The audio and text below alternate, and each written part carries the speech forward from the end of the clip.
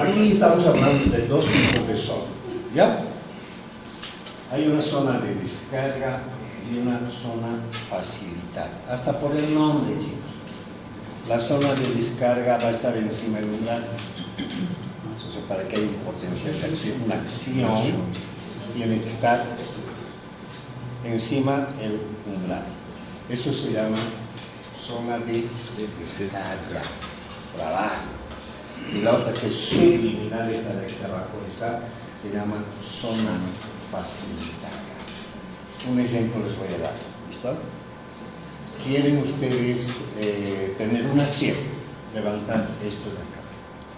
Y para levantar esto hay el estímulo de varias sinapsis, ¿listo? Vale, o sea, no es que va a haber chicos, chicas, chicos, leandro, por favor, ¿ya? No una neurona, el estímulo de una neurona va a producir una acción. No. Es un sinfín de estímulos que van a hacer de que yo levante esto. Igualmente as fibras musculares, numa só não vai fazer a articulação de todo el conjunto. ¿Ya? Ahora, en este caso, para que yo levante esto, tiene que haber varios estímulos de acá, varios, ¿ya? Le vamos a poner un número, aquí te vas a venir, un número vamos a poner, digamos, para que yo pueda levantar esto, tengo que tener 10 sinapsis, le voy a poner un número, 10, ¿listo? Si no llego a los 10 estímulos, no va a haber esto, que le vas a poner la acción, no va a haber. Eso es lo que llamamos zona facilitada. O sea, todas las sinapsis que me van a facilitar para que yo levante, zona facilitada. Cuando sobrepasa eso, 11, 12, 13, 14, zona de descarga. ¿Han entendido? Si se fijan, hay relación muy cerca de todo esto de acá. Campo de recepción, sumación espacial, y zona de descarga y zona facilitada. Todos estos términos siempre van a tocar umbral, techo. ¿Listo? Ya, sigamos. Aquí tengo más todavía. Van a entender. Ya. Aquí, este dibujito podemos aprovechar. Aquí tienen ustedes dos neuronas de acá, de la derecha. Una, dos. Aquí tienen tres neuronas. Entonces, la información que vaya de aquí para este lado, ¿listo? O sea, de izquierda para derecha. Si se fijan ustedes acá, esta neuronita, la I1, está recibiendo información de esta neurona y de esta neurona. O sea, las 10 sinapsis que les estaba hablando pueden proceder de cientos de neuronas diferentes, no de una misma neurona. Una misma neurona tiene las dendritas, que es un sinfín de terminales, sinfín de información, ¿no es cierto? Pero no, la información puede venir de varias neuronas. Ahora, si esas varias neuronas informan a esta y llegamos a 10, zona facilidad. Pasamos de 10, zona de descarga, de acción. Es así como funciona esto. No funciona unidireccionalmente. Una neurona nos va a dar una información. No hay eso. Viene de todas partes. Ejemplo, les voy a dar. Para que yo pueda levantar esto, estoy viendo primero. Estoy tocando, mirad, vienen de tantas neuronas, ¿listo? Listo. Quizá oler también para que yo pueda levantar esto. Entonces, la información para una acción va a provenir de varias fuentes, chicos. ¿Y la información que se accede, qué pasa con esta información? ¿Es un aumento de la fuerza? ¿Cuál información? Porque del descarga va a pasar información, ¿no? Sí. ¿Y qué va a pasar con esta información que no es necesaria? No hay acción simplemente. Bueno, lo que no es una facilidad. No hay acción. Está siendo estimulado, pero no hay acción. No puedo levantar si no pasa el umbral. No hay acción, simplemente no hay. No son útiles, no funcionan. Acabó. Pero son más acciones que el necesario de la facilitada, ¿no? Tienen que tener más acción de la facilidad. Tienen que, como te digo, tienen que sobrepasar esa cantidad. Después del dibujo les paso otro para reforzar lo que te estoy diciendo. ¿Ya? Entonces, no se olviden, zona de descarga, zona facilitada, sumación temporal, sumación espacial, todo está correlacionado, todo, chicos. ¿Ya? A ver, con esto vamos a facilitar.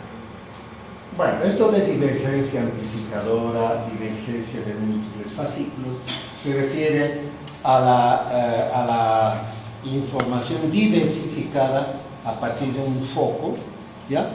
Para varios lugares, por eso se llama divergente. Hay otro tipo de información que es convergente. Un ejemplo de la divergencia amplificadora está en el área córtico-espinal, o sea, la piramidal, la vía motora. ¿Se acuerdan que ayer hemos dicho vía motora? Esta tiene una información divergente y amplificadora, ¿ya? Y esta de múltiples fascículos tiene la información que va del cerebelo al tálamo. Ahora, hemos hablado de divergencia, ¿verdad? Ahora de convergencia. O sea, todo tipo de información no se va a diverger, va a ir a múltiples áreas, o de esas áreas múltiples va a converger a un determinado punto.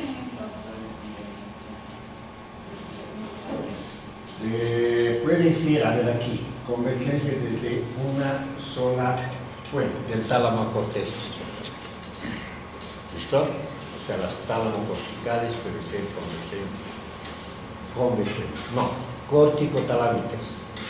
O sea, de la corteza al tálamo. ¿Listo? Y divergente, tálamo-corticales. ¿Listo? Aquí. Hemos hablado de sumación espacial. ¿Qué hemos dicho? Sumación espacial es una herramienta para aumentar la intensidad de una información. Y una vez es la sumación espacial. Sumación espacial aumentamos el número de fibras. Aquí van a tener el estímulo, la parte receptiva. Aquí les hablo de un clavito, pues un alfiler, lo que quieran, un codito, qué sea. Se estimulan varias fibras.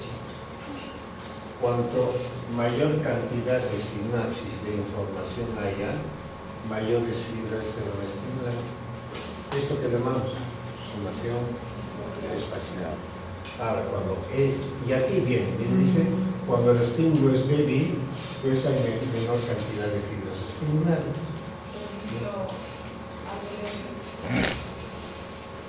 Un ejemplo de algo leve. Eso depende de la cualidad del estímulo, porque para mí puede ser leve, moderado, agarrar, digamos, un alfiler, ¿no? Te toco así, muy leve, ¿no? Pero si yo agarro y un cuchillo, ¿no? Entonces depende de la intensidad, depende de la percepción también. Después les voy a hablar esto de la parte subjetiva y objetiva de la información, ¿ya? Entonces, cuanto mayor cantidad de fibras se estimulen, entonces, sí, el estímulo es más intenso. Entonces se llama sumación espacial. Y la temporal, esa misma información aumentamos en frecuencia. Sumación temporal.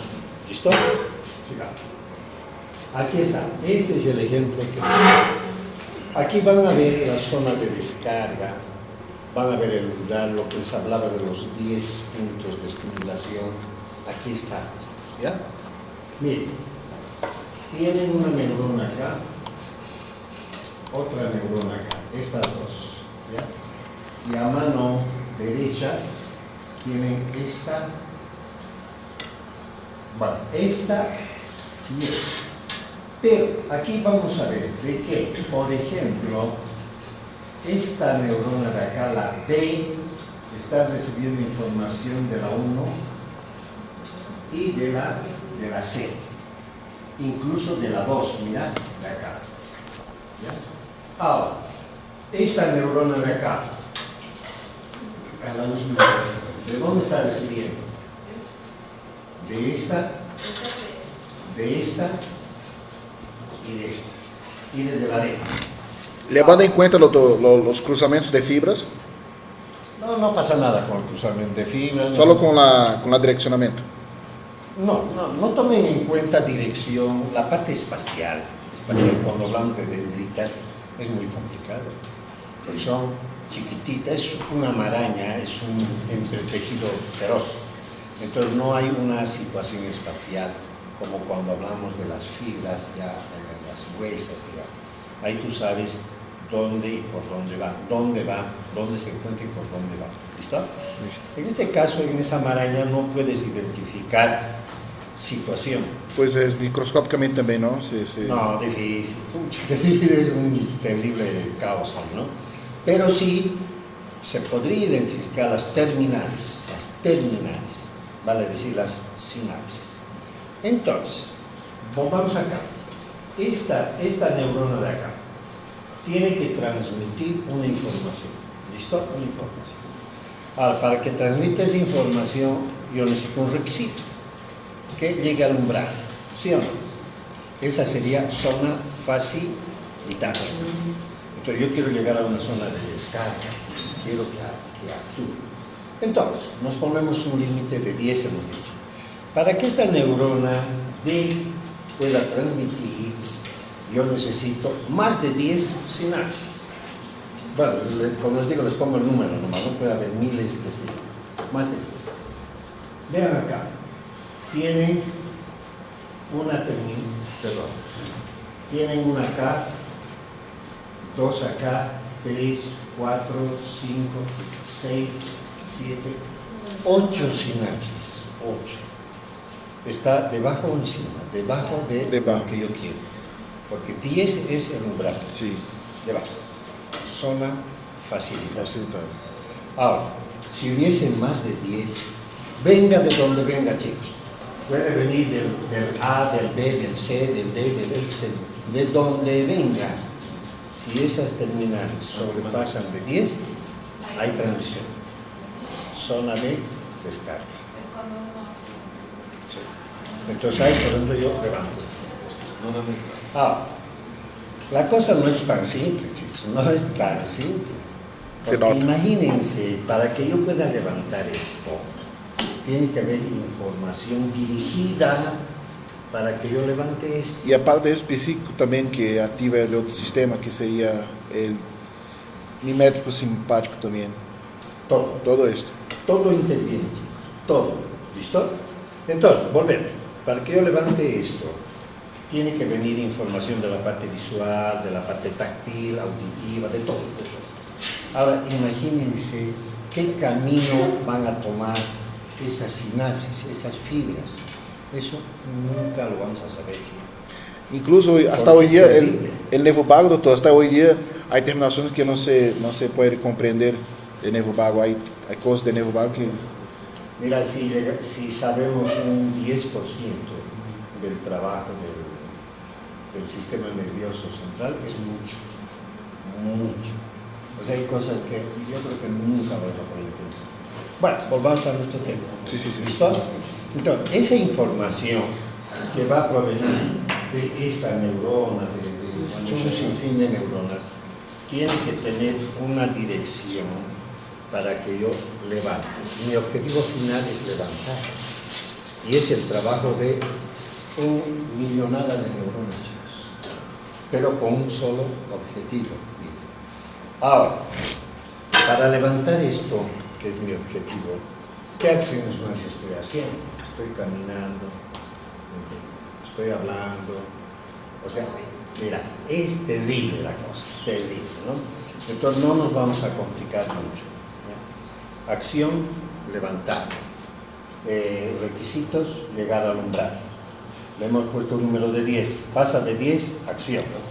Menos de 10, zona facilitada. La de encima, zona de descarga. Listo, ahí acabó, chicos. ¿Ya? Lo demás, lo minucioso, eso deja locos a cualquier fisiólogo. ¿Ya? Cualquier fisiólogo. ¿Han entendido hasta acá? ¿Ya? Todos estos elementos tienen que saber. O sea, solo es terminología técnica que en neurología se maneja constantemente. Así como hablan de presión arterial, pulso, ¿ya? Aquí está. Bien, aquí dice circuito de inhibición recíproca. Aquí tiene una fibra de entrada.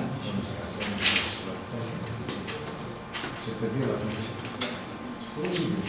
Bueno, tiene una zona de entrada. Hay dos caminos, un camino excitador y un camino inhibidor.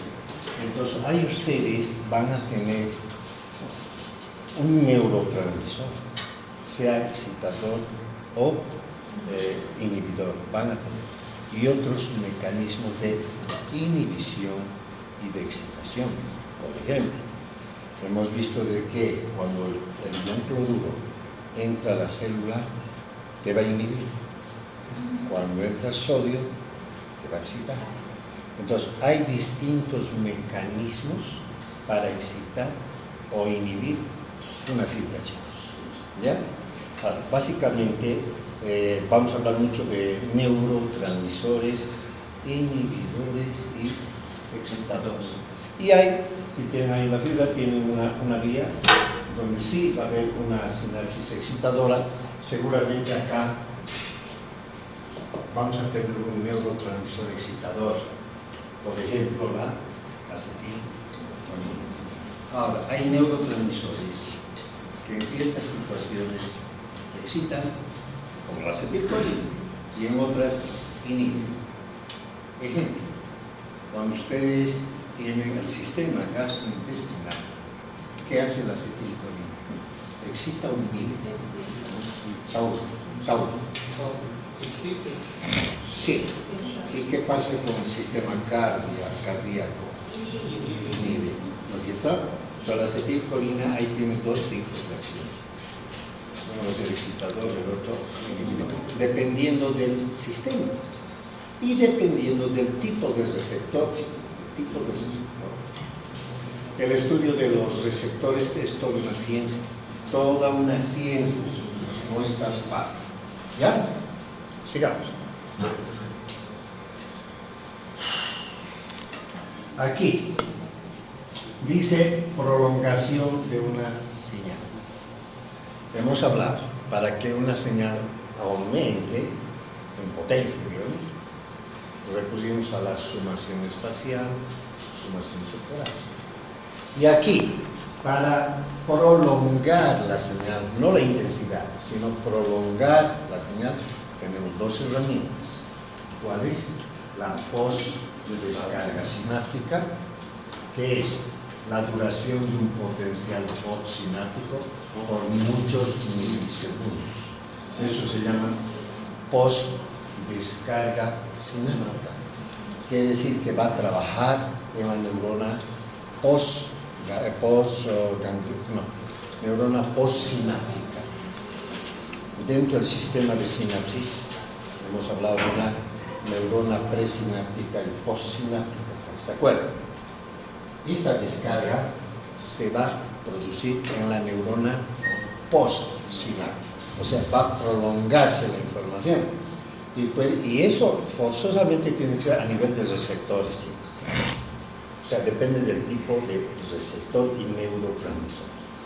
O sea, yo quiero prolongar una señal, ya no quiero aumentar la intensidad, quiero prolongar. ¿Dónde voy a trabajar? En la neurona postsináptica. ¿Han entendido? ¿Sí? ¿También? ¿Good? Y el otro es el circuito reverberante oscilatorio. Es una retroalimentación positiva dentro del circuito neuronal, dentro del trabajo neuronal. No. Hay trabajo de retroalimentación negativa y positiva, ¿verdad?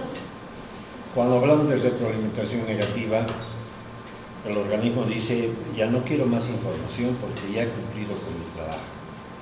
Vale, retroalimentación negativa. Pero cuando no sucede eso y sigue la información, es un circuito reverberante. Y eso es una retroalimentación positiva. Si yo quiero prolongar una información, dos caminos, ¿ya? Post descarga sináptica y circuitos reverberantes. Si yo quiero aumentar la intensidad, ¿no más? ¿A qué recurso? Aumentar a intensidade, teria que aumentar sumação especial e sumação temporal. Listo. Para aumentar intensidad, sumación temporal y sumación espacial. Para prolongar la información, Descarga.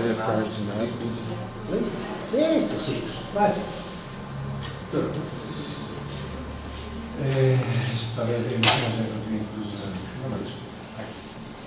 Señales rítmicas, ¿ya? Los que se originan en el centro respiratorio del individuo.